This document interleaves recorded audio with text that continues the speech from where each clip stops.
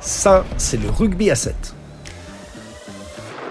Depuis 2016, 12 équipes participent au tournoi olympique de rugby à 7, tant chez les hommes que chez les femmes.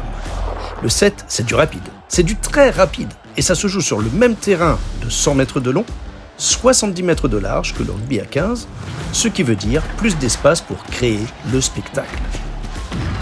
Les équipes comptent 7 joueurs chacune. Un match se joue en demi-temps de 7 minutes avec 2 minutes de pause. Alors pour être les meilleurs, il faut être fit, rapide, fort, aussi bien physiquement que mentalement. L'équipe en attaque avance vers la ligne d'en but adverse pour créer des occasions de marquer tout en évitant les plaquages et les contacts bien physiques. Ce qui rapporte le plus de points, c'est de franchir la ligne d'en but et d'aplatir le ballon pour un essai. Comme le rugby à 15, il faut vraiment déposer le ballon pour marquer. Un essai vaut 5 points et l'équipe peut gagner 2 points de plus avec la transformation.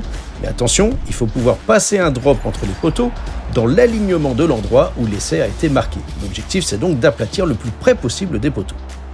Sur le chemin vers l'essai, le ballon ne peut être transmis à ses partenaires qu'en le passant sur les côtés ou en arrière, mais à 7, rien n'empêche d'être créatif. L'équipe en défense fera tout pour reprendre la possession grâce à des plaquages solides et en tentant de gratter le ballon dans les rucks ou de le voler en touche.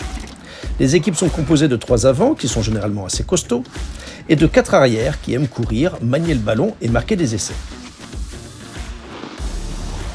Pour mettre de l'ordre dans tout ça, il y a l'arbitre, au centre du terrain, qui se fait aider de 2 arbitres assistants le long des 2 lignes de touche. Pour relancer le jeu, il y a aussi des phases de conquête spécifiques au 7.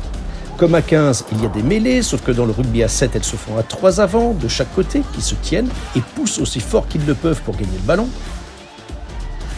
Il y a aussi les touches qui ont lieu quand le ballon sort du terrain et donc va en touche.